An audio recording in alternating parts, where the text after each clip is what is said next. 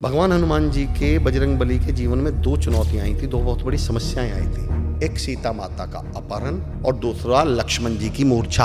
आप भगवान हनुमान जी के जीवन से ये दोनों समस्याएं हटा दो थोड़ी देर के लिए कि उनकी जिंदगी में ये दोनों समस्याएं आई नहीं। अब मुझे बताइए कौन भगवान हनुमान? वो फिर हनुमान बचेंगे, भगवान हनुमान नहीं। तो मैं तो अक्सर लोगों से कहता हूँ अगर जिंदगी में राजा बनना है ना तो आप स्पीकिंग शब्द पे ही गौर करिए। लास्ट में क्या आया हुआ है? किंग। अरे सर ये तो सब बोलने की बातें हैं, बोलने से क्या होता है? मैंने कहा और भाई नालायक बदतमीज क्या हाल है तुम्हारे? बोले ये क्या बदतमीज है, आपने ऐसा कैसे बोल दिया? मैंने कहा भाई साहब बोला ही तो है, बोलने से क्या होता है? आप ही कह रहे हैं ना बोलने से कुछ नहीं होता। मैं ये कहता हूँ 90% लोगों का गुस्सा बड़ा समझदार है, हमेशा कमजोर पे आता है। बोले आपको गुस्सा नहीं आता? मैंने कहा जिस शब्द की शुरुआत थी आप समझ गए मैं क्या कह। यक्ष आसव पीते हैं, दैत्य मदरा पीते हैं, भवरे मकरंद पीते हैं, राक्षस खून पीता है, मनुष्य दूध पीता है और कामयाबी पसीना पीती है। आपने वो सुना होगा ना, देवाओ देवा गणपति देवा। कभी सुना लेवाओ लेवा गणपति लेवा? वैल्यू देने वाले की है। दोस्तों प्रणाम, स्वागत है आप सभी का डीप कास्ट में। और आज हमारे साथ डीप और बहुत ही मोटिवेशनल बातें करेंगे अमर चौधरी सर। ये एक लाइफ कोच है, ट्रेनर है, बड़े बड़े पुलिस ऑफिसर को, आईपीएस ऑफिसर को तक ये ट्रेन करते हैं। और क्या बोलने का इनका लहजा है, आप सुनोगे ना तो सुनते रह जाओगे। अगर आप यूथ हो, थोड़ा भी अगर मोटिवेट होना चाहते हो, आपके देख लेना आप आपके रोंगटे खड़े हो जाएंगे। आज डबल मोटिवेशन का डोज यहाँ पर आज हो सकता है। सो आइए दोस्तों मिलकर स्वागत करते हैं अमर चौधरी जी का। सर एक चीज़ मैंने देखी आपके बारे में, आप मोटिवेशनल स्पीकर नहीं है, आप मोटिव एक्शनल स्पीकर हैं। ये मैंने आपके बारे में सुना है। जी तो इसका क्या सीन है? दीपक भाई पहले तो मैं बहुत बहुत आभार दिल से आपको करता हूँ। जिस अंदाज में आपने इंट्रो दिया है ना, कमाल कमाल, बहुत बहुत शुक्रिया, बहुत बहुत दिल से आभार। आपने शुरुआत में बहुत ही शानदार पॉइंट उठाया है, मोटिव एक्शनल स्पीकर। एक्चुअली जब मैंने एज ए मोटिवेशनल स्पीकर अपना करियर शुरू किया तो मैंने पूछा कि भाई मोटिवेशनल स्पीकर से कि भाई हम लोग करते क्या हैं? तो बोले जी साहब हम लोग लोगों को जागरूक करते हैं। मैंने कहा मुझे तो इस शब्द पर ही ऐतराज है। मैंने कहा जागरूक शब्द तो कहता है जाग और रुक, तो जब इनको जगाने के बाद रुकवाना ही था तो मैंने कहा इनको सोने नहीं देते, इनकी नींद ही पूरी हो जाती। तो मैंने उस दिन तय किया दीपक भाई कि मैं जाग चल करूँगा।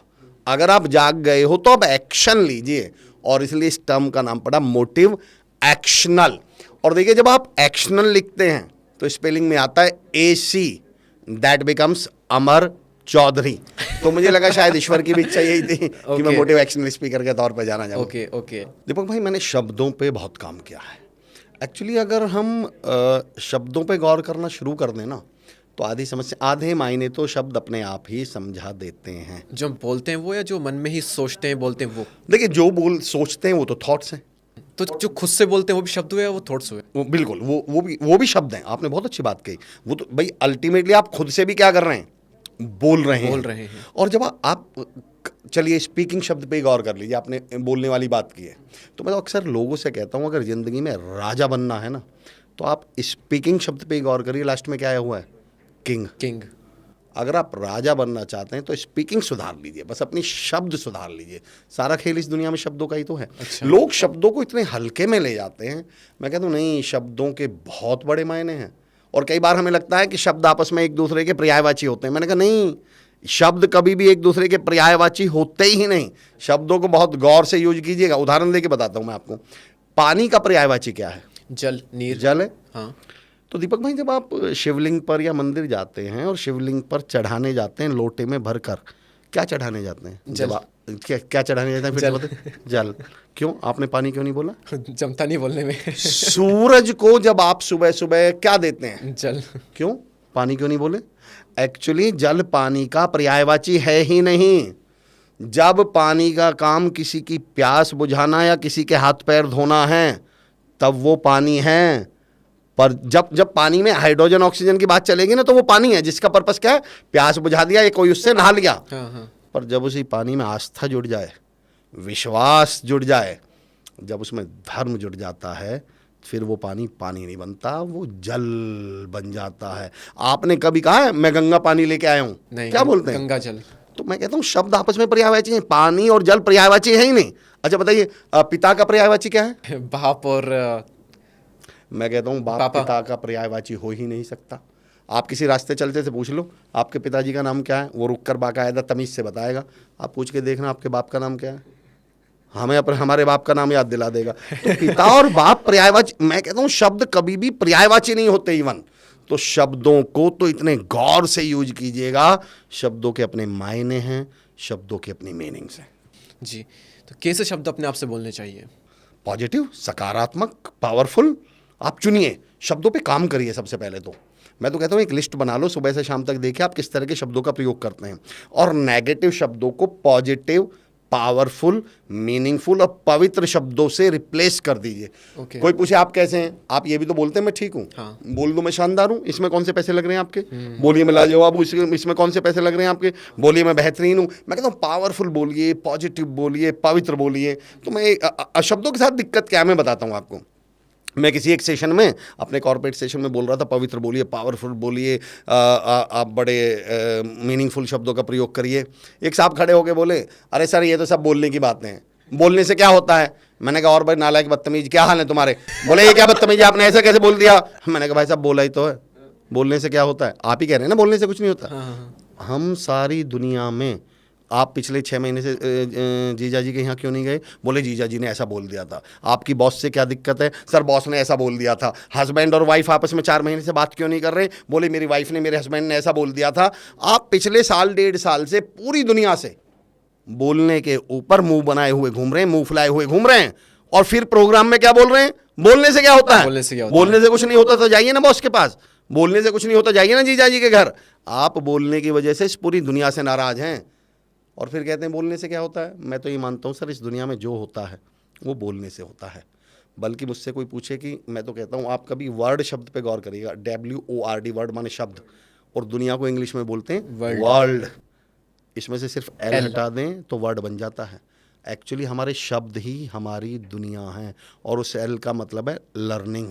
शब्दों को सिर्फ सीख लीजिए। मैं तो इवन यहाँ तक कहता हूँ कि मुझसे कोई पूछे ईश्वर क्या है, तो मैं कहता हूँ आपके द्वारा बोले गए शब्द ही ईश्वर हैं। अच्छा। सिद्ध करता हूँ, ईश्वर शब्द का संधि विच्छेद करिए, ईश प्लस स्वर, आपके द्वारा बोले गए पवित्र शब्द वही आपकी दुनिया का निर्माण करते हैं। जैसा आप बोलते रहेंगे वैसे आपकी दुनिया बनती चली जाएगी। हम दूसरों को जो बोलते हैं ना, तो उससे हमारी लाइफ में भी इम्पैक्ट पड़ता है। अगर हम, उसने पूछा कि भाई तू कैसा है, मैं एकदम शानदार, जबरदस्त, जिंदाबाद, चित्रे सर बोलते हैं ये चीज़। बिल्कुल। हाँ, तो हम खुद भी तो सुन रहे हैं वो चीज़, तो उसका भी हम पे इम्पैक्ट पड़ता है। आपने एक बहुत शानदार शख्सियत का नाम लिया, अभी चित्रे सर कमाल की शख्सियत हैं। और आपने इस बात को फिर से बोलिएगा, तीनों शब्दों को फिर से बोलिएगा। क्या शानदार, जबरदस्त, जिंदाबाद। आप इन तीनों शब्दों को मुंह लटका के बोल के दिखाइए। बोल ही नहीं, बोलने में नहीं आ रहा है। बोल ही नहीं सकते आप। शब्दों की अपनी एनर्जी होती है सर। जब आप बोलते हैं ना शानदार, आज तक किसी ने आपने बोलते हुए देखा मैं शानदार हूँ? जब आप शानदार बोलेंगे तो आप हो जाएंगे शानदार, आप हो जाएंगे लाजवाब। और मैं तो इसको ऐसे भी कहता हूँ दीपक भाई कि नेगेटिव बोलने से पहले 100 बार सोचिएगा, क्योंकि आपकी जीभ से दूसरे के कान तो हो सकता है 4, 5, 6 फीट दूर हों, पर आपके खुद के कान 6 इंची दूर हैं। वो नेगेटिविटी दूसरे के कानों में तो बहुत दूर जाएगी। आपकी जीभ के सबसे करीब आपके कान हैं, सबसे पहले वो नेगेटिविटी आपके अंदर घुसेगी। इसलिए मैं कहता हूँ शब्दों को सकारात्मक कर लीजिए, थॉट्स बाय डिफ़ॉल्ट सकारात्मक हो जाएंगे। ये भी मैं चैलेंज करता हूँ, क्योंकि शब्दों से कनेक्शन है थॉट्स का कहीं ना कहीं पर। हाँ, बेसिकली अब ये टॉपिक उस तरफ चला जाएगा, लेकिन दीपक भाई फिर भी मैं 1 मिनट में बोलता हूँ इस विषय पे। एक्चुअली जो सबसे मिसकंसेप्शन है वो बताता हूँ मैं आपको क्या है। मिसकंसेप्शन ये है कि आप अपने थॉट्स बदलिए। मैं कहता हूँ ये पॉइंट तो सही है पर बात गलत है। मतलब क्या हुआ, आप सॉरी, आप कार से कहीं जा रहे हैं और आपके दोस्त आपके साथ बैठे हैं, वो आपसे बोलते हैं कार मोड़ लो, तो आप नीचे उतर के पहिए टेढ़े करके कार मोड़ देते हैं क्या? क्या करते हैं आप? क्यों? उसने क्या मोड़ने के लिए कहा था? कार मोड़ फिर आपने स्टीयरिंग क्यों मोड़ा? दरअसल उसने कहा कार मोड़ो, पर आप अच्छी तरह जानते हैं कि आपके हाथ में कार नहीं है, आपके हाथ में क्या है? स्टीयरिंग। मैं कहता हूँ जो कार हैं वो थॉट्स हैं, और जो स्टीयरिंग है वो आपके शब्द हैं। आप कभी थॉट्स मोड़ ही नहीं पाएंगे, आप थॉट्स कभी चेंज कर ही नहीं पाएंगे। आप चेंज क्या कर सकते हैं? शब्द चेंज कर सकते हैं। हमें बचपन से जब से आज तक आपने सुना होगा ना, ये बताया गया कि अंदर से बदलो, अंदर से बदलो। और सबसे बड़ी गलती इंसान के साथ ये हो गई कि उसने आज तक जितने भी स्पीकर, जितनी भी लोगों को सुना, वो सब ये कहते हैं अंदर से बदलो, और यहीं गड़बड़ हो गई। एक्चुअली मैं ये कहता हूं changes come inside, not from inside. Deepak भाई इसको मैं दोबारा रिपीट करूंगा, तमाम जो सुन रहे हैं कमाल के लोग सुनने वाले हैं, आपकी ऑडियंस में देखता हूं आपके वीडियो और कमाल की होती हैं वो बातचीत आपकी। Changes come inside. आपकी ऑडियंस की एक खूबी और बताता हूं, मैंने बहुत सारे कमेंट्स पढ़े, वो नए विचारों को ना वेलकम करते हैं, वो सुनते हैं, समझते हैं कहना क्या चाह रहे हैं सामने वाले। पॉइंट समझिए मेरा, मैं हमेशा कहता हूं sir changes come inside not from inside. बदलाव अंदर आते हैं, अंदर से नहीं आते। अगर मैं कहूं जिस हॉल में अभी ये पॉडकास्ट चल रहा है, मैं दीपक भाई आपसे कहता हूं इसको और ब्यूटीफाई करिए, और बेहतर बनाइए, और सुंदर बनाइए, क्या करेंगे आप? कुछ फिगर आउट करेंगे कुछ। अच्छा, जैसे बताइए मुझे एक दो चीज क्या करेंगे आप? जैसे आप फर्नीचर बदल लेंगे। अच्छा, इसका आप प्रोडक्शन क्वालिटी की बात कर रहे हैं? हाँ जी, हाँ, इसको और सुंदर बनाइए। हाँ, और सुंदर। तो इसमें लाइट चेंज कर सकते हैं, लाइट ऐड कर कहाँ से सकते आएगी हैं। सर लाइट आएगी कहाँ से? बाहर से। और बताइए सर क्या करेंगे? और यहाँ पर कुछ अच्छी चीज रख सकते हैं। कहाँ से आएंगी सर? बाहर से आएगी। फर्नीचर कहाँ से आएगा सर? सब बाहर से टाइल्स आएगा। कहाँ से आएंगे बाहर सर? से। Changes come inside not from inside. Okay. बदलाव अंदर अंदर आते आते हैं, हैं, अंदर से नहीं आते। से नहीं आते। बाहर से इनके आते हैं। सारे रिसोर्सेज बाहर बाहर हैं। हैं। वो जो थॉट्स हैं ना वो आपके अंदर हैं, आप उन्हें बदल ही नहीं पाएंगे कभी। आपको जितने भी आपके, मैं ये नहीं कह रहा थॉट्स मत बदलिए, सेंटेंस अपने आप में वो सही है, पर थॉट्स मंजिल हैं, रास्ता नहीं है।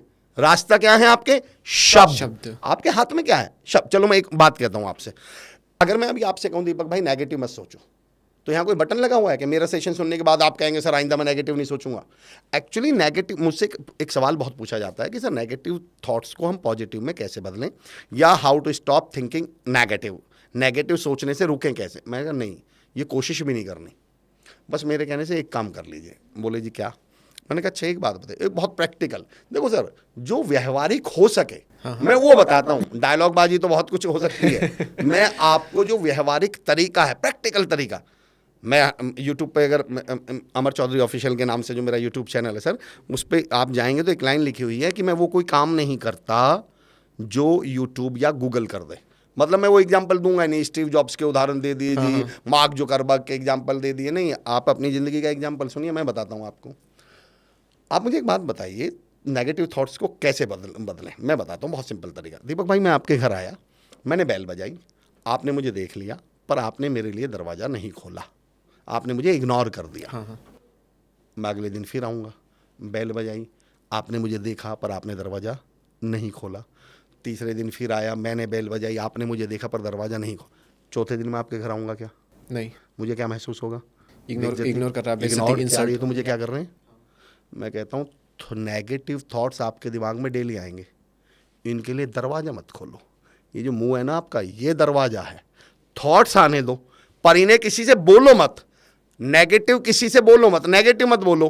पहले दिन नेगेटिव कहेगा यार ये आदमी तो मुझे इग्नोर कर रहा है, इसने तो दरवाज़ा ही नहीं खोला। अगले दिन फिर नेगेटिव थॉट आएगा, बोले यार इसने तो आज भी इग्नोर कर दिया, इसने तो मुझे बोला ही नहीं। तीसरे दिन फिर आएगा, यार इसने तो आज भी इग्नोर कर दिया। चौथे दिन उसकी भी तो इज्जत है, वो भी तो रेप्यूटेड है। नेगेटिव थॉट्स भी तो ईगो लेके बैठे हुए हैं, मैं कहें चल भाई मैं इस आदमी के घर ही नहीं जाता, छठे दिन से आना बंद कर देंगे। पर हम इतना वेलकम करते हैं, हम तो दरवाज़ा खोल के खड़े रहते हैं कब नेगेटिव आए और हम कब बोल दें। तो मैं कहता हूँ आपके हाथ में ये है ही नहीं कि नेगेटिव थॉट्स आए ना, आपके हाथ में इतना है कि आप नेगेटिव बोले ना। यही मैं आपसे क्वेश्चन करने वाला था, खैर आपने जवाब दे दिया। जी। क्योंकि यार सिचुएशन कई बार ऐसी होती है कि हम थॉट्स तो आएंगे ना नेगेटिव, तो बिल्कुल आएंगे। गुस्से में तो ये चीज़ कंट्रोल नहीं होती ना। बिल्कुल आएंगे। देखो आपके पॉडकास्ट, आप बड़े यंग हैं और आपकी स्टाइल है एक गुस्सा शब्द, अब मुझे नहीं, आप चाहें तो इसको बाद में एडिट कर लीजिएगा, पर मैं अपना एक पर्सनल एग्जांपल बताता हूँ आपको। किसी ने पूछा अमर भाई आपको गुस्सा नहीं आता क्या कभी? मैंने कहा यार इस शब्द को, मैंने शब्दों पे थोड़ा बहुत जो काम किया है सर, मैंने कहा यार इस शब्द को दोबारा बोलना। बोले आपको गुस्सा नहीं आता? मैंने कहा जिस शब्द की शुरुआत ही, आप समझ गए मैं क्या कहा? मैंने कहा जिस शब्द की शुरुआत इतनी घटिया चीज़ से हुई है वो क्यों आए? वो आएगी क्या मुझे? तो कोई मुझसे पूछता है भाई आप कभी किसी से गुस्से हो क्या? मैंने कहा जिस शब्द की शुरुआत ही इससे हो रही है मैं ऐसे कोई काम नहीं करता। गुस्से के बारे में दीपक भाई वैसे एक बात बताऊं आपको, लोग कहते हैं सर मुझे गुस्सा बहुत आता है। मैं ये कहता हूँ 90% लोगों का गुस्सा बड़ा समझदार है, हमेशा कमज़ोर पे आता है।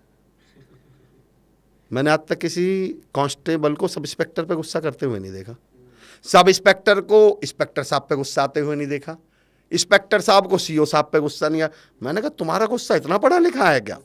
मैंने पता है किस पे आना किस पे नहीं आना। मैंने कहा कि कभी किसी चपरासी को क्लर्क पे गुस्सा करते नहीं देखा ऑफिस में, क्लर्क को मैनेजर पे करते हुए नहीं देखा, मैनेजर को सीनियर मैनेजर पे करते नहीं हुए देखा। मैंने कहा यार बड़ा समझदार गुस्सा लेके घूम रहे हो।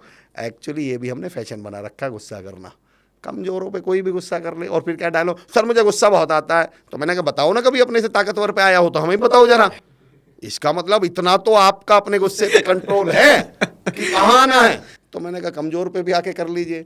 एक्चुअली हम दूसरों को नीचा दिखाने में जो हमें मजा आता है वो गुस्सा नहीं है, वो हम ये दिखाना चाहते हैं कि देख मैंने उसकी औकात बता दी, मैंने उसको बदतमीजी से बोला, मैंने उसे गुस्सा करके दिखा दिया, मैंने उसे। दीपक भाई मेरी ज़िंदगी का एक टर्निंग पॉइंट बताता हूँ। जब कोई किसी से बदतमीजी से, गुस्से से, गलत शब्दों से गाली दे के बोल के दिखाता है ना, और वो सोचता है कि हमने उसकी औकात बता दी, उसके ख़ानदान का परिचय दे दिया, तो मैं कहता हूँ नहीं मेरे दोस्त, तू जो ये बदजुबान बोलता है तू नहीं, तेरा ख़ानदान बोलता है। आप उसके ख़ानदान का परिचय नहीं दे रहे, आप अपने ख़ानदान का परिचय दे रहे हैं। और जिस दिन ये बात समझ में आ जाएगी गुस्सा आना बंद कर देंगे। गुस्से पे सबको कंट्रोल है, मैं ये भी बता दूं आपको। सबको अगर कंट्रोल है। कंट्रोल नहीं है तो तो मुझे बताइए ना, हाँ। आपको कब अपने से ताकतवर पे, कब अपने से बड़े पे, कब से सीनियर पे आए, मुझे भी बताइए। इसका मतलब कंट्रोल तो कंट्रोल आपको है। सच का सबसे समझदार चीज गुस्सा है हाँ, लोगों बहुत का। बहुत समझदार, पढ़ा लिखा, एजुकेटेड गुस्सा है लोगों का। तो यहाँ पर शब्दों से थॉट्स बदलेंगे, विचारों से एक्शन बदलेंगे, और एक्शन से आपकी ज़िंदगी। क्या शब्द से पहले भी कोई चीज़ आती है जिसे हम कह सकते हैं इनपुट, कि हम क्या देखते हैं, क्या पढ़ते हैं, कि इन्हीं से हमारे शायद शब्द बन रहे हैं जो हम सुनते हैं?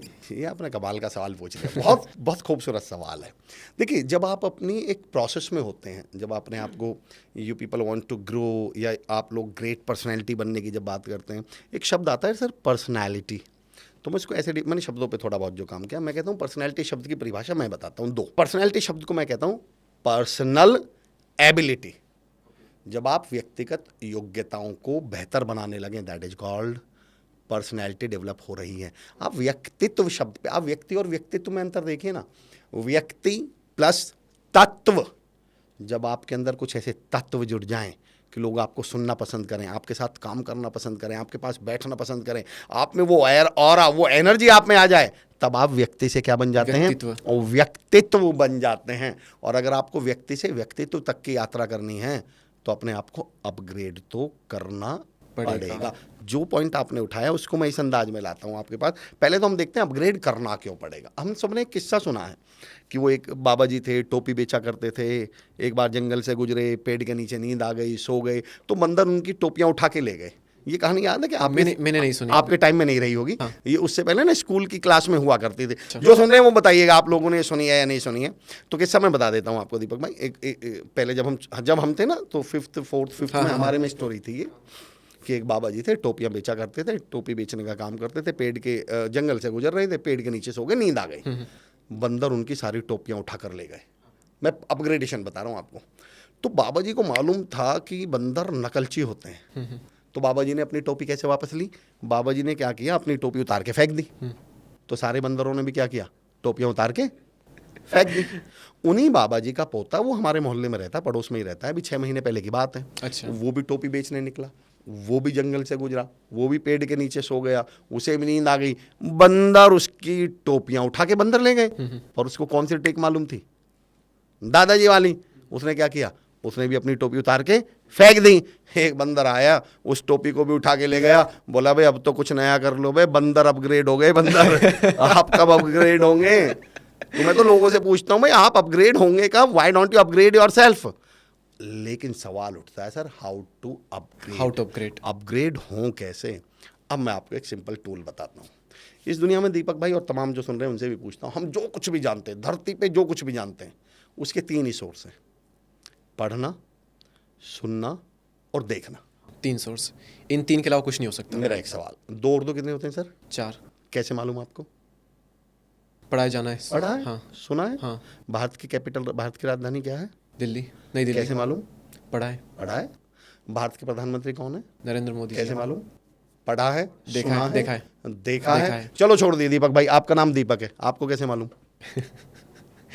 सुना है, घर वालों ने बोला होगा। आपने क्या किया? सुना। हम इस धरती पे जो कुछ भी जानते हैं, जो कुछ भी जानते हैं, या तो वो हमने पढ़ा है, या सुना है, या देखा है। अब मैं तमाम लोगों से पूछता हूँ कि बताइए मुझे, पिछले 10 साल में आपने ऐसा क्या पढ़ा है, ऐसा क्या सुना है, ऐसा क्या देखा है जिससे आप पर्सन से पर्सनैलिटी बन जाते, जिससे आप 5,000 वाले से 50,000 वाले बन जाते, 50,000 वाले से 5 लाख वाले बन जाते, 5 लाख वाले से 10 लाख बन जाते? बताइए तो सही।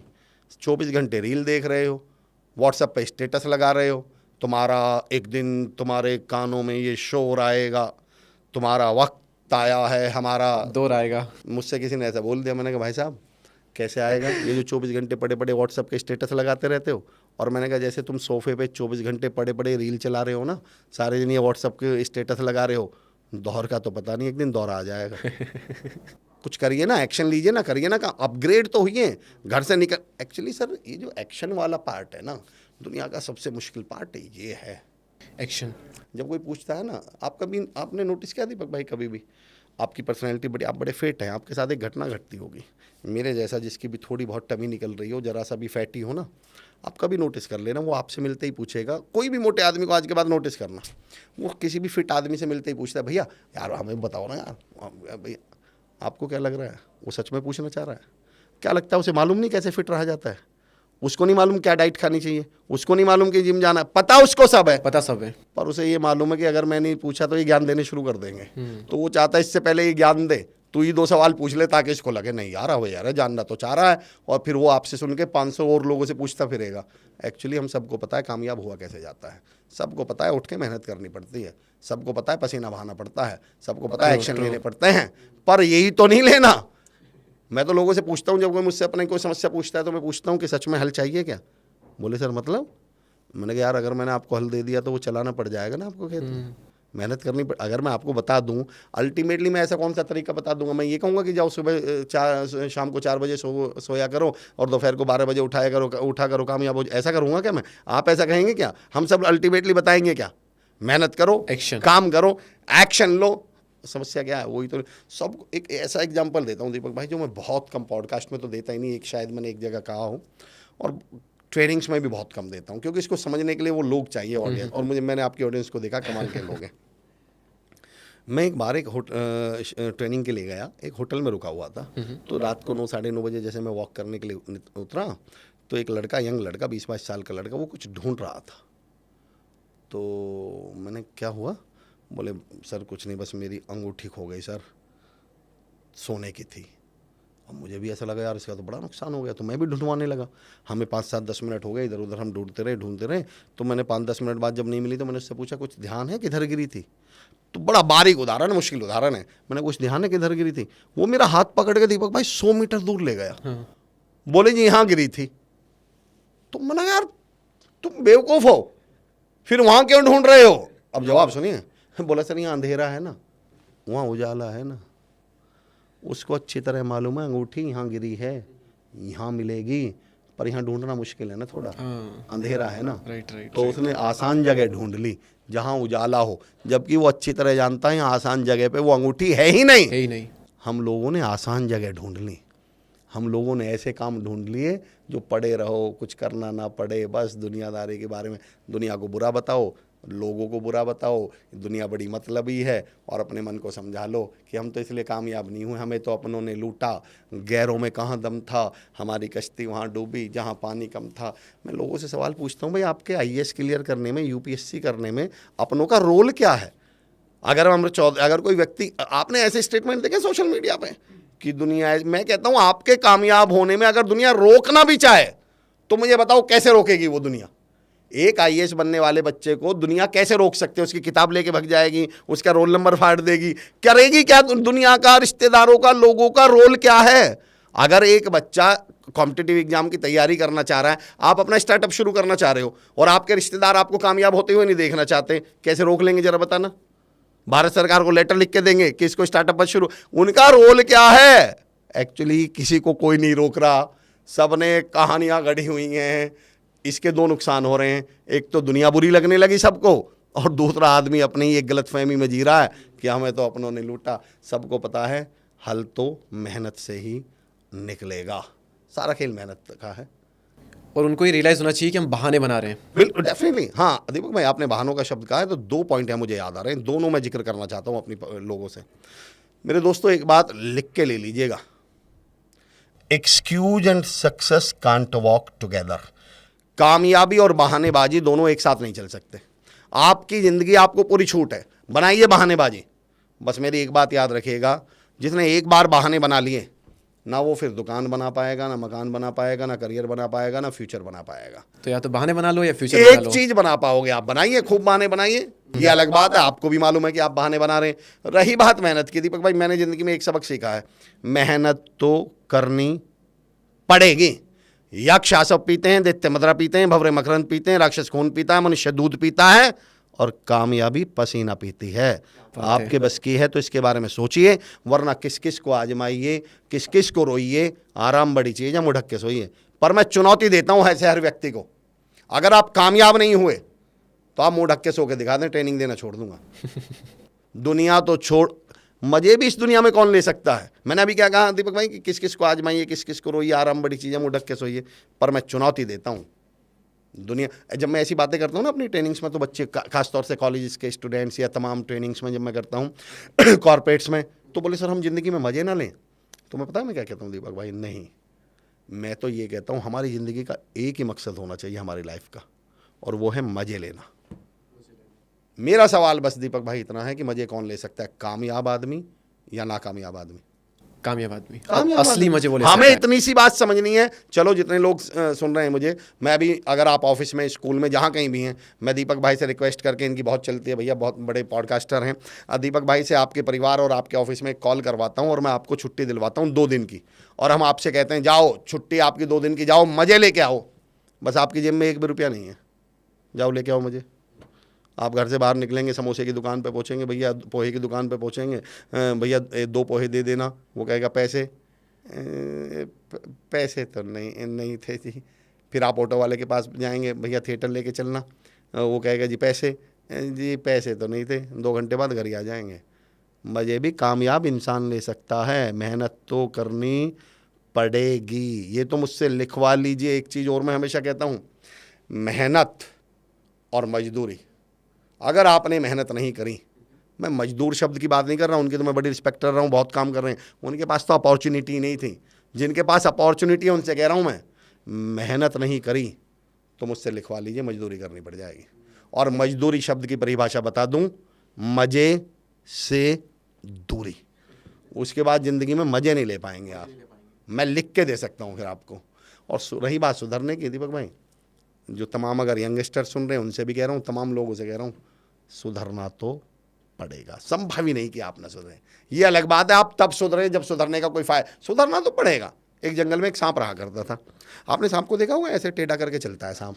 तो तमाम कुत्ते बिल्ली बंदर ने, तब की बात है जब जानवर बोला करते थे, कुत्ते बिल्ली बंदर शेर ने कहा भाई सीधा चला कर, इसमें तो बहुत टाइम लगता है। बोले नहीं मेरी तो आदत है। आपने देखा ना तमाम टीचर्स या पेरेंट्स अपने बच्चों को समझा रहे होते हैं, बेटा लापरवाही मत कर, बेटा पढ़ ले, बेटा फलां के साथ मत रहे, बेटा सुधर जा। बेटा कहता नहीं मैं तो ऐसे रहूँ, मैं कहता हूँ नहीं भाई, नहीं रह पाओगे ऐसे, सुधरना तो पड़ेगा।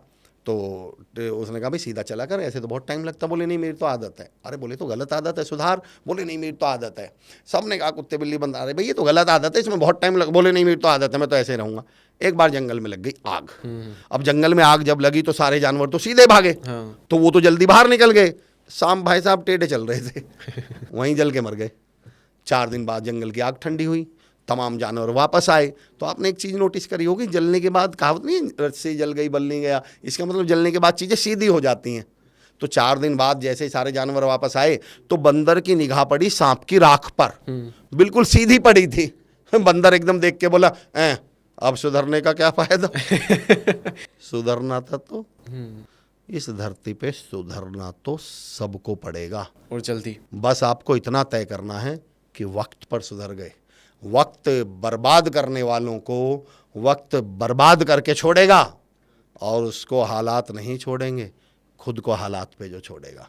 सारा खेल टाइमिंग का है। पुरानी हिंदी फिल्में देखते होंगे आप, किसी को गोली लग गई, अटैक आ गया, लेकर हॉस्पिटल भागे, डॉक्टर साहब बाहर निकल के क्या बोलते थे, सॉरी हम इन्हें बचा नहीं पाए। अगली लाइन क्या बोलते थे, काश इन्हें आप आधे घंटे पहले ले आते, आधे घंटे पहले ले आते। तो मैं अक्सर इस सीन के बाद एक सवाल पूछता हूँ, इवन अपनी ट्रेनिंग्स में भी और खुद से भी, जब मैंने पहली बार पूछा कि आखिर इस व्यक्ति को किसने मारा। अगर इस व्यक्ति को गोली ने मारा है तो डॉक्टर साहब ये क्यों बोल रहे हैं कि आधे घंटे पहले ले आते तो हम बचा लेते, गोली तो तब भी इसके अंदर थी। इसका मतलब इसे गोली ने नहीं मारा, इसके वक्त गुजर जाने ने मारा है, इसके लेट हो जाने ने मारा है। अफसोस ये है कि हम काम करना शुरू तो करते हैं, पर तब जब वो काम नहीं बचता, वो मजदूरी बचती है। तो मैं तो तमाम लोगों से ये कहूँगा कि करना तो पड़ेगा, वक्त पे कर लीजिए, देर ना हो जाए कहीं देर ना हो देर जाए। ना हो जाए कहीं देर ना हो जाए। अच्छा, अब मेरे आपसे 2 प्रश्न एक साथ है जी जी, तो है कि पहली चीज़ तो ये कि लोग स्टार्ट नहीं कर पाते, तो लोग किसी भी चीज़ को स्टार्ट कैसे करें, खासकर तब जब वो कुछ बहुत बड़ा करना चाहते हैं। तो मुझे लगता है कि बड़ा सोचते तो हैं, लेकिन स्टार्ट इसलिए नहीं कर पाते क्योंकि डर होता है, और डर होता है फेल होने का। तो एक तो ये होता है, तो इस पर हम थोड़ी बात करेंगे कि लोग स्टार्ट कैसे करें, और अगर स्टार्ट करते हैं तो किसी भी फील्ड में वो ग्रेटेस्ट कैसे बने। क्योंकि मुझे ना थोड़ा एवरेज रहने से एलर्जी है, मुझे ना अलग अलग लोग, तो मुझे थोड़ा सा एलर्जी है एवरेज रहने से। किसी भी चीज़ में जाओ तो या तो टॉप करो या जाओ मत, है ना, ऊपर जाओ। तो किसी भी फील्ड में ग्रेटेस्ट कैसे बने और स्टार्ट कैसे करें। तो स्टार्ट करने से लेकर तो ग्रेटेस्ट बनने की जो जर्नी है वो लोग कैसे कर सकते हैं, मेरी ऑडियंस को बताइए। दोनों आपने कमाल के सवाल पूछे दीपक भाई। पहले तो मैं सवाल के लिए अप्रिशिएट करूंगा। पहले आप स्टार्ट कैसे करें, शुरुआत। आपने 2 चीज़ कही थी, डर लगता है शुरुआत कर देंगे तो। एक्चुअली दुनिया में किसी भी काम का सबसे जो मुश्किल हिस्सा होता है वो स्टार्ट करना ही होता है। मैं हमेशा कहता हूँ किसी भी काम को स्टार्ट करना ना, गर्मी में, जून की गर्मी में धूप में खड़ी हुई बाइक की सीट पर बैठने की तरह है। अभी आपने देखा हो जून की गर्मी में बाइक पे सीट पे, और जैसे ही बैठते उछल पड़ते हैं। गोलमाल पिक्चर में एक वो गूंगा व्यक्ति से बैठता है हवा पे। सेम सीन है। पर दीपक भाई, मैं हमेशा एक बात कहता हूँ कि वो कितनी देर के रहता है, वो तकलीफ कितनी देर की लगती है। वो मुश्किल से 20 सेकंड, 20 सेकंड 30 सेकंड। पर वो 20-30 सेकंड की जो प्रॉब्लम है, वो 20-30 सेकंड की जो तकलीफ है, वो आपके आगे के 20 मिनट 20 घंटे भी तो बचाती है, और आपको अपनी मंजिल पर पहुंचा देगी। अपनी मंजिल पे भी तो पहुंचाती है। बिल्कुल। तो आपको शुरुआत के एक पहली बात तो मैं ये नहीं समझ पाता कि हम कामयाबी को आसान तरीके से चाहते क्यों हैं। हम क्यों चाहते हैं कि कामयाब होने में तकलीफ ना हो, हम क्यों चाहते हैं कामयाब होने में दिक्कत ना हो। क्या अगर कामयाबी ऐसे बटने लगे तो फिर तो पहली बात तो कामयाबी की वैल्यू क्या रह जाए। लेकिन फिर भी मैं अब आपको 2 तरीके बताता हूँ। पहला, आपने डर कहा था तो एक एग्जाम्पल देता हूँ। मेरी एक बुक है बॉर्न अगेन, और एक बुक, अच्छा अच्छा ओके, ये वो बुक है, कोई एक बुक नहीं, यही रखी हुई है, ये वो बुक है, और डिस्क्रिप्शन में आपको लिंक भी मिल जाएगी इसकी। दीपक भाई, इसमें एक चैप्टर है और चैप्टर का नाम है, अच्छा मेरे जो चैप्टर्स हैं वो अभी आप मैंने कहा ना पढ़े अभी, मैंने कहा ना मेरे नाम, चैप्टर का नाम है चालान कटवा लो। अब ये क्या है चालान कटवा लो। आप मुझे एक बात बताइए, आप घर से बाहर निकले और 100-200 मीटर 500 मीटर पुलिस की चेकिंग चल रही है। तो जब चेकिंग चल रही होती है तो हम बिल्कुल पुलिस वालों के पास से गुजरते हैं, बच के साइड में से निकल के बचने की कोशिश करते हैं, साइड से बच के, और पकड़े ही कब जाते हैं, जब तभी पकड़े जाते हैं। इस पे एग्जाम्पल को मैं 2 बार कोट करने वाला हूँ, पर एक बार पहले कोट कर दूं मैं। आप चालान कटवा लो से मेरा मतलब क्या है। अगर सोचिए आपका 100 मीटर दूर निकलते ही चालान कट जाए। दीपक भाई, चालान के बारे में तमाम लोग सुनने वाले भी जानते होंगे और आप भी जानते होंगे, चालान का एक नियम है। अगर एक बार चालान कट गया तो अगले 24 घंटे सेम चीज के लिए आपका चालान नहीं कटेगा, ये नियम है। अगर एक बार चालान कट गया तो सेम चीज के लिए 24 घंटे चालान नहीं कट सकता, अगले 24 घंटे। अब मुझे दीपक भाई एक बात बताइए, आप घर से निकले और 100 मीटर दूर ही आपका चालान कट गया। अब उसके बाद आगे चेकिंग चल रही है, आप साइड में से बच के निकलेंगे या पास से निकलेंगे? तो पास से, क्योंकि सेम चीज के लिए चालान नहीं कटा। डर तो खत्म हो गया आपका तो क्या कट चुका है चालान। जब बल्कि चालान जेब में ही ऊपर लेके घूमेंगे, और जैसे पता भी किससे पूछेंगे अब आप, पुलिस वालों से। और अगर मैं पॉडकास्ट पे, चलो इसको हल्के में वैसे ही लीजिएगा लाइटर नोट पे, बल्कि पुलिस वालों से, भाई साहब चालान काट लो चालान। ये कॉन्फिडेंस आपके अंदर आया कब? जब आपका एक बार चालान कट गया। अफसोस, इस दुनिया में 90% लोग उस एक बार के चालान से बचने के लिए सारी जिंदगी डर डर के जीते हैं। एक बार चालान कटवा लो, एक बार गिर पड़ो ना, एक बार फेल हो जाओ, एक बार फेल हो जाओ, एक बार फेल। लोग स्टेज पे आने से डरते हैं, मैं कहता हूँ एक बार आके देख लो, मरा नहीं आज तक कोई भी काम करके देख लो आप। अनुपम खेर साहब की एक लाइन मैंने सुनी थी और मेरे लिए इतनी बेहतरीन लाइन है, वो इतनी कमाल की लाइन। उन्होंने कहा, भीगा हुआ इंसान बारिश से नहीं डरता। आपने कभी नोटिस किया, आप बाइक से कहीं जा रहे हो और बारिश पड़नी शुरू हो जाए तो पहले हम कोई शेल्टर या जगह ढूंढते हैं जहां बच जाऊं, कि भाई कहीं रुक जाऊं, भीगू ना। पर अगर कोई ऐसी जगह नहीं मिली और आप 2-3 मिनट भीग गए, फिर आप रुकते हैं क्या? हो ही गई गिला। अब तो भीग ही गए। छोड़ो। फिर आप उसी बारिश से जिससे डर रहे थे, जिससे घबरा रहे थे, बचने की कोशिश कर रहे थे, उसी बारिश में बाइक को घुमाते हुए क्या करते हैं, मेरे सपनों की रानी कब। बारिश सेम है, चुनौतियां सेम हैं। जिन चुनौतियों से आप शुरू में डर रहे थे अब उनके मजे लेना शुरू कर देंगे। बस आपको एक बार ही तो भीगना था। पर हम इतना जिंदगी भर इतना डर डर के जीते हैं, इतना डर डर के जीते हैं कि कभी जीना ही नहीं शुरू कर पाते। और ऐसे लोगों को मैंने नाम दिया है सर, तो वाले प्राणी। कौन से वाले? तो वाले प्राणी। तो वाले समझते हैं आप? तो वाले का मतलब दीपक भाई, ये वो लोग हैं जिनके हर सेंटेंस के लास्ट में क्या लगा होता है, तो। अच्छा। आप इनसे बोलो अच्छा स्टेज पे आके बोलो, सर मैं अटक गया। तो आप इनसे बोलो अच्छा इंटरव्यू देने चले जाओ, सर मैं फेल हो गया। तो आप इनसे बोलो अच्छा अपना बिजनेस शुरू कर लो, स्टार्टअप शुरू कर लो, सर मुझे नुकसान हो गया। तो ऐसे लोगों से मैं बोलता हूँ दीपक भाई, तुम रात को सोए, सुबह सो के ही नहीं उठे। तो आप अपने घर से निकले, रास्ते में एक्सीडेंट हो गया। तो हम यहाँ बैठे हैं, छत गिर गई। तो मैं पॉडकास्ट दे रहा हूँ, मुझे अटैक आ गया। अरे तो मर गए। मरने के बाद आपने आज तो किसी को डरते हुए देखो, अरे यार मैं तो मर गया यार।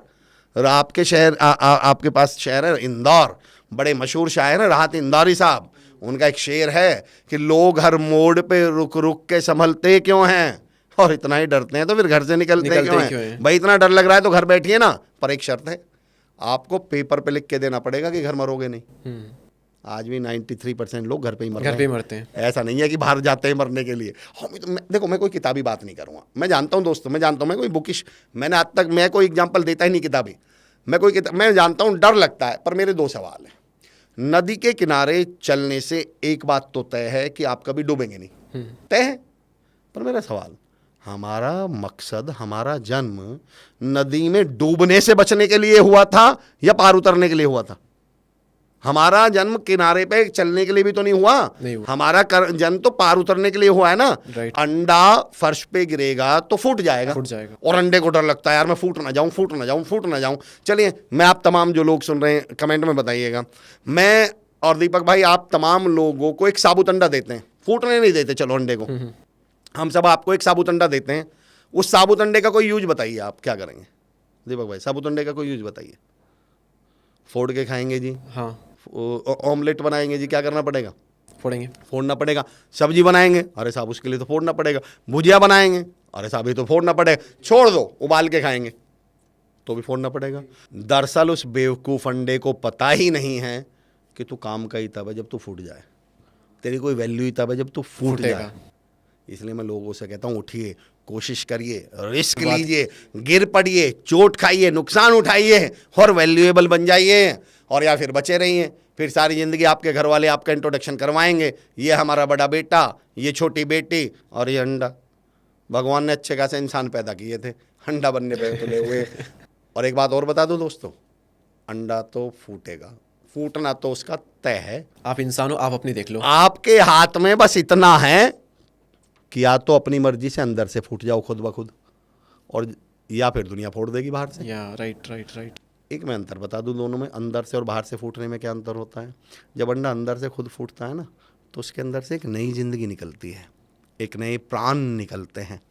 पर वही अंडा जब बाहर से फोर्सफुल्ली फोड़ा जाता है तो कोई उसके प्राण खाता है तो हाँ, और उसकी औकात 10 रुपए की ऑमलेट के 20 रुपए की भुजिया की। तो देखो फूटना तो तय है। आप तय कर लो कि आप खुद अपने से अपने आप से फूट लो, वरना दुनिया तो फोड़ेगी आपको। जब दुनिया फोड़ेगी तब बहुत तकलीफ होगी। एक बड़ा मशहूर कोटेशन है दीपक भाई कि या तो आप अपने सपने पूरा करने के लिए मेहनत कर लो, वरना दूसरों के सपने पूरा करने के लिए मजदूरी करनी पड़ेगी। दुनिया की कोई ताकत नहीं रोक सकती। तो तय है, तो मैं तो अपने सुनने वालों पे छोड़ता हूँ कि मेहनत तो करनी पड़ेगी। और जब ग्रेटेस्ट करने की बात आती है तो आपको डेफिनेटली, जब आप औसत से बेहतर करने की, एक वर्ड है एक्स्ट्रा ऑर्डिनरी। उस थ्योरी को मैं दूसरे कॉन्टेक्स्ट में समझाऊंगा, पर उसको समझिएगा। अगर कोई मुझसे पूछे तो मेरी एक थ्योरी है द चटनी थ्योरी। इस थ्योरी का नाम क्या है सर? The chutney theory. अब ये थ्योरी क्या कहती है? दीपक भाई ये बात बताइए, जो लोग सुन रहे हैं उनसे भी पूछता हूँ कि लंच ब्रेक हुआ दोपहर में, आप स्कूल में हैं, ऑफिस में हैं, कहीं भी हैं, आप लंच ब्रेक हुआ या आपका मन किया घर पे बैठे हुए चलो समोसे खाने चलते हैं। चटनी थ्योरी क्या है उसको समझते हैं। चटनी थ्योरी क्या है कि चलो यार समोसे खाने चल रहे हैं, और आप दुकान पर पहुँचे और वहाँ 2 दुकानें हैं, दोनों शानदार लाजवाब बेहतरीन समोसे बनाती हैं, प्राइस भी सेम है, टेस्ट भी सेम है। हाँ। एक के पास चटनी है, एक के पास चटनी नहीं है। हाँ। आप किसके यहाँ खाएंगे? चटनी वाले के यहाँ। आप घर से चटनी खाने गए थे क्या? नहीं। क्या खाने गए थे? समोसे। तो दूसरे के पास खा लीजिए ना। समोसे तो दूसरे के पास भी हैं। फिर आपने चटनी वाला क्यों सुना? क्योंकि चटनी से क्या हो जाता है, थोड़ा सा एडिशनल और थोड़ा चटपटाट और हाँ एक्स्ट्रा। अब मेरे अगले सवाल का जवाब, और आप लोग भी कमेंट में दीजिएगा, क्या वो आपसे उस चटनी के पैसे ले रहा है? नहीं, फ्री की चटनी दे रहा फ्री है? है। मेरा अगला सवाल दीपक भाई, बेवकूफ़ है वो, फ्री की चटनी क्यों दे रहा है आपको? अब मुझसे चटनी की थोड़ी समझिए। दरअसल वो अच्छी तरह जानता है कि अगर ये फ्री की चटनी नहीं दी ना एक्स्ट्रा, तो उसके समोसे नहीं बिकेंगे, पैसे वाले वो भी। तो समोसे नहीं बिकेंगे। तो अब मैं ये थ्योरी देता हूँ कि वो एक्स्ट्रा काम, मेरे से कोई चटनी की परिभाषा पूछे तो मैं बोलता हूँ वो एक्स्ट्रा सर्विस, वो एक्स्ट्रा काम जो आप तब भी दें जब उसके बदले में आपको कोई कंपनी, कोई ऑर्गेनाइजेशन या कोई व्यक्ति कोई पैसे ना दे रहा हो, सैलरी ना दे रहा हो, फिर भी आप अपने काम से एक्स्ट्रा काम करके दें, एक्स्ट्रा सर्विस दें, दैट इज कॉल्ड चटनी। और एक्स्ट्रा ऑर्डिनरी बनने का शौक है, ग्रेटेस्ट बनने का शौक है, तो अपने काम में ही एक्स्ट्रा देना शुरू कर दीजिए। दुनिया 9 से 5 आपके ऑफिस में आ रही है, आप 10 मिनट पहले जाइए, 10 मिनट बाद में रुकिए, बनिए ग्रेटेस्ट। आप एक स्टार्टअप हैं, आप एक सर्विस प्रोवाइडर हैं, 100 रुपये के काम के बदले में जिस दिन आपने 110 रुपये की सर्विस देनी शुरू कर दी, 110 रुपये का काम देना शुरू कर दिया, इस धरती पे दुनिया में कोई आपको ग्रेटेस्ट बनने से नहीं रोक सकता। अफसोस ये है हम 100 के बदले में 90 देना चाहते हैं, हमारी समस्या ये है। और मैं कहता हूँ इस दुनिया को एक्स्ट्रा बहुत पसंद है। अब आपका कोई भी प्रोफेशन हो सकता है, आप टीचर हो सकते हैं, आप एक स्टूडेंट हो सकते हैं, डॉक्टर हो सकते हैं, इंजीनियर हो सकते हैं, आप मोटिवेशनल स्पीकर हो सकते हैं, पॉडकास्टर हो सकते हैं। पूछिए अपने आप से, आप एक्स्ट्रा क्या दे सकते हैं? आप डॉक्टर हैं, दवाई तो दे ही रहे हैं, मैं कहता हूँ एक स्माइल भी दे दीजिए पेशेंट, ये एक्स्ट्रा पैसे लगे क्या? ये एक्स्ट्रा हो गया, एक्स्ट्रा हो गया। आप टीचर हैं, बच्चे को पढ़ाई तो दे ही रहे हैं, बच्चे कंधे पे एक बार हाथ रख के ये भी बोल दो, बेटा कभी एक्स्ट्रा कोई जरूरत पड़े ना या कुछ समझ में ना आए तो मुझसे पूछ लेना, बच्चा आपका फ़ैन हो जाएगा। आप एक मोटिवेशनल स्पीकर हैं, आप 2 घंटे का सेशन लेने गए, 15 मिनट एक्स्ट्रा बोल दीजिए। दुनिया आपको सारी ज़िंदगी नहीं बोलने वाली। यहाँ तो 2 घंटे का सेशन लेने जाएंगे, पौने 2 घंटे में निपटाने की सोचते हैं, उसमें भी टाइम पास करने की सोच रहे हैं। तो जिस दिन आप ये एक्स्ट्रा देखिए सर, ह्यूमन मेंटालिटी को समझिए। आपने कभी दीपक भाई मम्मी को नोटिस करना, मेरे कहने से आज के बाद मम्मी जी को, और तमाम लोग आप भी देखना, मम्मी को कभी भिंडी खरीदते हुए देखिएगा। मैं एक्स्ट्रा की पावर बता रहा हूँ आपको। मम्मी सब्जी वाले से बोलते हैं भैया 1 किलो भिंडी दे दो, और जब वो भिंडी वाला 1 किलो भिंडी तोल देता है तो मम्मी को चैन 1 किलो भिंडी से नहीं पड़ता। फिर मम्मी अपने हाथ से 2 भिंडी उठाती है और उसमें डालती है, और मम्मी को लगता है मेरे बच्चे से 1 किलो भिंडी से पेट नहीं भरेंगे, ये जो 2 एक्स्ट्रा मैंने लिए। इस दुनिया में सबको एक्स्ट्रा पसंद है। आदमी 3500 स्क्वायर फीट का प्लॉट खरीदता है, पर उसको तब तक चैन नहीं पड़ता जब तक 3 इंच दीवार आगे ना निकाल ले। उसको लगता है ये जो 3 इंच निकाली है इसमें, इसका मतलब क्या हुआ? दुनिया को एक्स्ट्रा पसंद है। मैंने अपने आप से एक सवाल पूछा, दुनिया को 2 एक्स्ट्रा। जो काम आप कर रहे हो उसमें एक्स्ट्रा देना शुरू कर दो। किसी का कॉन्फिडेंस बढ़ा दो, किसी को स्माइल दे दो, किसी को हौसला दे दो, किसी को सपोर्ट दे दो। आपके ऑफिस में आज कोई आया नहीं, कंपनी में 15 मिनट का काम उसका भी कर दो, बॉस की नज़र में भी तो हो कि यार नहीं यार ये बंदा ना जिम्मेदारी लेता है, ऑनरशिप लेता है यार, कमाल का बंदा है यार। कभी जब लीडरशिप का प्रमोशन का मौका आएगा मिलेगा। पर ये तो सही है, हमें पहले, हमारी समस्या क्या है, पहले हम लेना चाहते हैं। जिस दिन हम ये समझ गए दीपक भाई कि हमारा परिचय वो नहीं है जो हमने इस दुनिया से लिया, हमारा परिचय सर वो है जो हमने इस दुनिया को दिया।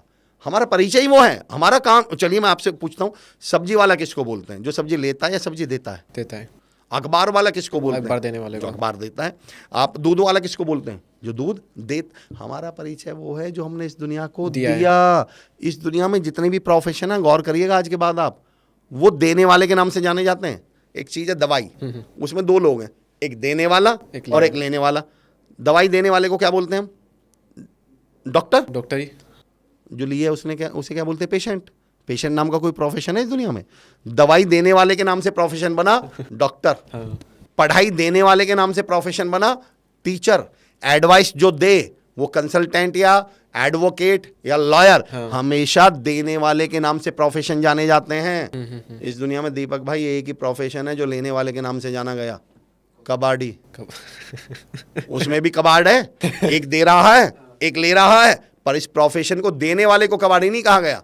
किसको कहा गया? लेने वाले को। अगर आप इस दुनिया से सिर्फ लेते रहोगे ना तो कबाड़ी बन जाएंगे। और एक ऐसी चीज और भी है, भिखारी बोलते हैं, हालांकि वो प्रोफेशन नहीं है। तो मैं कहता हूँ जिस दिन आपने देना सीख लिया, ग्रेटेस्ट बनना है तो देने की नियत डालिए ना। ग्रेटेस्ट बनना है तो सोचिए ना, हाउ कुड आई कंट्रीब्यूट। दुनिया मैं क्या एक यूथ में भी आजकल बड़ा है और दुनिया एक सवाल पूछ रही है अपने आप से, मैं कौन हूँ, कौन हूँ। मैं कहता हूँ इसकी तलाश के लिए आपको हिमालय पे जाने की जरूरत नहीं है, मैं एक लाइन में जवाब दे देता हूँ इसका। मैंने शब्दों पे ईश्वर की कृपा से थोड़ा बहुत जो काम किया दीपक भाई, इंग्लिश में एक वर्ड आता है कॉन्ट्रीब्यूशन, कॉन्ट्रीब्यूशन, और कॉन्ट्रीब्यूशन के शुरू में ही वर्ड आया कौन। आपका इस दुनिया में जो कंट्रीब्यूशन है, जो योगदान है, आप वही हैं। कलाम साहब कौन, जिन्होंने मिसाइल दी। सुभाष चंद्र बोस जी कौन, जिन्होंने आज़ाद हिंद फौज दी। भगत सिंह जी और महात्मा गांधी जी कौन, जिन्होंने आज़ादी दी। इस दुनिया में जो आपका कंट्रीब्यूशन है वो आप ही हैं। नदीम शाद साहब का एक शेर है कि ये जो दुनिया से तुझको इतना गिला है, ये बता तूने दुनिया को क्या दिया है। बताइए ना, आपने दिया क्या है। आपने वो सुना होगा ना, देवा ओ देवा गणपति देवा। कभी सुना है लेवा ओ लेवा गणपति लेवा। वैल्यू देने वाले की है। लोग बोलते हैं सर मैंने 1 करोड़ का प्लॉट ले लिया। मैंने कहा भाई साहब ये तो लिया है। सर मेरी 1.5 लाख की सैलरी है। मैंने कहा भाई साहब ये तो ली है। ये दुनिया आपको तब याद रखेगी जब वो पूछेगी दिया क्या था इस दुनिया को, बताइए तो सही। 1.5 करोड़, आप 1.5 करोड़ की मर्सिडीज ले लो, अखबार में थोड़ी खबर छपेगी। मैं चुनौती दे रहा हूँ MY हॉस्पिटल इंदौर में जाके, किसी में भी, मैं तो नाम ले रहा था कि आप भी, मेरे भी कर्मभूमि रही है इंदौर।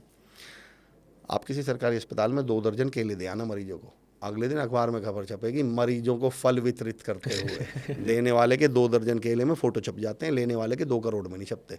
तो सवाल ये, ग्रेटेस्ट बनना है तो मेहनत करिए, जुनून पैदा कीजिए, पर जितना ले रहे हो, जितना चार्ज कर रहे हो, उससे एक्स्ट्रा देने की आदत डालिए, और ये एक्स्ट्रा आपको एक्स्ट्रा ऑर्डिनरी बना दे। तो सर शब्दों पे आपने वो ज़्यादा ही काम किया है। पहले हम शब्दों पे बात कर चुके थे, लेकिन जब भी कोई शब्द आता है तो आप शब्दों को लेते हैं, फिर उसको तोड़ते हैं, उसके मतलब निकालते हैं, फिर कहानी डालते हैं, एकदम तड़का डालते हैं ना दाल में, वो स्वाद आता है। और वाकई में ज़बरदस्त लग रहा है मुझे, एकदम स्ट्रेट फॉरवर्ड कहानियों के रूप में, और एकदम कि नहीं कर पा रहे थे, हाँ यार ये तो सही बोला, अब कर लेंगे, ऐसा फीलिंग आती है ना, वो वाली फीलिंग है।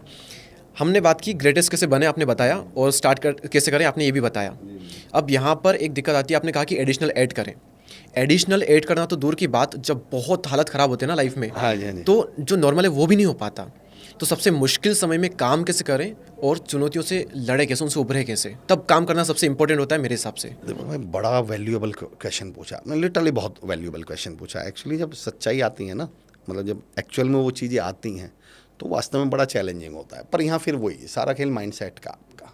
मेरा एक सवाल है, हमेशा लोगों से मैं पूछता भी हूँ, अरे बोले सर बहुत टाइम ख़राब चल रहा, दिमाग ख़राब हो रखा है। मैं उनसे एक सवाल पूछता हूँ, मैंने कहा जब वक्त सही था तब इस दिमाग का काम क्या था, सही बताओ। एक कहावत सुनिए, खुदा मेहरबान तो गधा पहलवान। जब आपका वक्त सही चल रहा है तब आपको बहुत ज़्यादा दिमाग की ज़रूरत ही नहीं पड़ती। दिल पे हाथ रख के बताओ सर, इस दिमाग की सबसे ज़्यादा ज़रूरत कब थी? जब वक्त ख़राब आए। और इंसान 99% केस में टाइम खराब आते ही सबसे पहला ताला दिमाग पे ही लगा दिया। मैंने कहा इसकी अभी तो जरूरत थी। राइट। और तुमने सबसे, ये तो फायर एक्सटिंग्विशर आप खरीद कर लाए, आपने 20 साल तक घर में रखा, और जैसे ही आग लगी उठा के बाहर फेंक दिया। तो दिमाग की तो जरूरत ही मुश्किल वक्त में पड़ती है। रही बात चुनौतियाँ आ रही हैं, दिक्कत आ रही हैं, तो मेरे से तो कोई जब पूछता है, दीपक भाई जब कोई बोलता है सर ज़िंदगी में बड़ी मुश्किलें, बड़ी रुकावटें आ रही हैं, तो मैं कहता हूँ बधाई हो। वो कहते हैं सर बधाई हो मतलब। मैंने कहा यार कभी हाईवे पे जाते हुए या सड़क पे जाते हुए देखा होगा कि ट्रैफिक स्लो चल रहा है, गाड़ी आपकी धीरे धीरे चल रही है, आराम से चल रही है, और दिखता है कि यार क्यों स्लो चल रही है, आगे कंस्ट्रक्शन चल रहा है और उस पर एक बोर्ड लगा होता है, कृपया धीरे चलें, कार्य प्रगति पर है। मैंने कहा बधाई हो। अगर आपकी ज़िंदगी में कार्य धीरे धीरे चल रहा है, रुकावटें आ रही हैं, आप स्लो डाउन होते जा रहे हैं, बधाई हो, कार्य आपका प्रगति पर है। ये कार्य प्रगति पर होता है तभी तो स्लो डाउन होता है आदमी। रही बात रुकावटों की, समस्याओं की, हमने महाभारत, रामायण, तमाम ऐसे धार्मिक सीरियल्स देखे और तमाम कहानियाँ देखी होंगी, तो उसमें आपने किस्सा देखा होगा, एक घटना देखी होगी, ऋषि मुनि हवन कर रहे हैं, यज्ञ कर रहे हैं। तो जैसे ही वो ऋषि मुनि हवन और यज्ञ करने बैठते हैं तो उसमें क्या आने लगती हैं, बाधाएं या रुकावटें। और राक्षस या दुष्ट लोग उसमें क्या करने लगते हैं, बाधा या रुकावटें डालने लगते हैं। तो जब मैं कहता हूँ जब भी आपके काम में बाधाएं और रुकावट आए तो 2 बातों की खुशी मनाइएगा। बोले जी किस चीज़ की? कि पहली कि आप कोई महान काम कर रहे हैं, यज्ञ कर रहे हैं, हवन कर रहे हैं, महान कार्यों में बाधाएं आती हैं, पहली बात तो ये। और इससे बड़ी खबर दे दूं आपको, इसका मतलब आप ऋषि मुनि या देवता हैं। हाँ, राक्षसों के काम में बाधाएं नहीं आती हैं। आपने कभी सुना है कि राक्षस कार्य कर रहे थे उसमें बाधाएं आ गई? बाधाएं हमेशा ही पुण्य लोगों के, पुण्य आत्माओं के काम में आती हैं। तो भाई अगर आपकी रास्ते में बाधाएं और मुश्किलें, चुनौतियां आ रही हैं तो ईश्वर का आभार मानिएगा और कहिएगा इसका मतलब हम कोई महान काम या यज्ञ कर रहे हैं। और मुझसे रही बात, देखो सारा खेल एटीट्यूड का असर। एक दोस्त मुझसे बोले, यार अमर भाई बहुत परेशानियों से गुजर रहा हूँ। मैंने कहा बधाई हो। बोले मतलब? मैंने कहा तुमने कहा कि मैं परेशानियों से गुजर रहा हूँ। अगर मैं आपसे कहूँ दीपक भाई कि मैं इस कमरे से गुजर रहा हूँ तो 2 मिनट बाद मैं इस कमरे में रहूँगा या बाहर निकल जाएंगे। तो मैंने कहा बधाई हो, आप परेशानियों से गुजर रहे हैं। रोना तो उनका है जो परेशानियों में आलती पालती मार के बैठे हुए हैं, हाँ। यूं टिक के बैठे हुए हैं। आप तो गुजर रहे हो तो निकल जाओगे। और रही बात मुश्किलों की और चुनौतियों की, मुझे दीपक भाई एक बात बताइए, और तमाम लोग आप भी कमेंट्स में बताइएगा, जब भी कोई पक्षी, कोई बाज जब आकाश में उड़ रहा होता है, आसमान में उड़ रहा होता है, तो उसे अपने रास्ते की सबसे बड़ी बाधा, सबसे बड़ी रुकावट क्या लगती है कि यार ये मेरा रास्ता रोक रही है, ये नहीं होती तो मैं और तेज उड़ता। हवा। चलो एक काम करते हैं दीपक सर, एक काम करते हैं साथियों, उसकी जिंदगी में से, उस पक्षी, उस बाज के रास्ते में से हवा हटा देते हैं। रास्ते से हवा, अब तो तेज उड़ेगा ना? उड़ना तो छोड़ दीजिए, मर जाएगा। उस बेवकूफ़ को यही नहीं पता, जिसे वो अपने रास्ते की सबसे बड़ी बाधा समझ रहा है, सबसे बड़ी रुकावट समझ रहा है, उसके उड़ने की वजह ही वो है। हमारी समस्या ये है, ये जो चुनौतियां और परेशानियां हैं ना सर, यही तो हमारे आगे बढ़ने की और जिंदा रहने की वजह हैं। चलिए, 2 लोग हॉस्पिटल में एडमिट है और मैं दोनों के हार्ट बीट आपको मॉनिटर में दिखाता हूँ। ऊपर वाले की जो हार्ट बीट है वो बिल्कुल स्ट्रेट चल रही है, 2 लोग हॉस्पिटल में एडमिट है, दोनों का मॉनिटर दिखाता हूँ। ऊपर वाले की हार्ट बीट बिल्कुल सीधी चल रही है और नीचे वाले की हार्ट बीट ऐसे ऊपर ऊपर नीचे करके चल रही है, ऊबड़ खाबड़ चल रही है। आप बताइए दोनों का मतलब क्या है? एक मर गया, एक जिंदा है। ऊपर वाले के पास चला गया, नीचे वाला जिंदा है। पर इसकी तो जिंदगी में उतार चढ़ाव चल रहे हैं, इसकी तो हार्ट बीट ऊपर नीचे चल रही है। ये उतार चढ़ाव ही तो इसको जिंदा रखे हुए हैं। और हम मंदिर, मस्जिद, गुरुद्वारे में जाकर सबसे पहली प्रार्थना भगवान से, ईश्वर से क्या करते हैं? हे मेरे मालिक, हे मेरे प्रभु, मेरी जिंदगी में उतार चढ़ाव मत दे। शुक्र करो सुन नहीं रहा, बुला लेगा।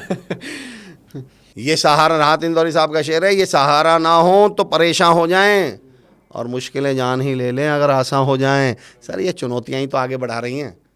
और मुझसे कोई पूछे मुश्किलें क्या हैं, चुनौतियां क्या हैं, तो दीपक भाई मैं तो हमेशा कहता हूँ हीरो या महान बनने का अवसर। ओके। इवन मैं तो ये कहता हूँ भगवान बनने का अवसर। और बताता हूँ कैसे। हनुमान जी, भगवान हनुमान, बजरंग बली, मैं तो बहुत मानता हूँ। भगवान हनुमान जी के, बजरंग बली के जीवन में 2 चुनौतियाँ आई थी, 2 बहुत बड़ी समस्याएं आई थी। एक सीता माता का अपहरण और दूसरा लक्ष्मण जी की मूर्छा। आप भगवान हनुमान जी के जीवन से ये दोनों समस्याएं हटा दो थोड़ी देर के लिए, कि उनकी जिंदगी में ये दोनों समस्याएं आई नहीं। अब मुझे बताइए कौन भगवान हनुमान?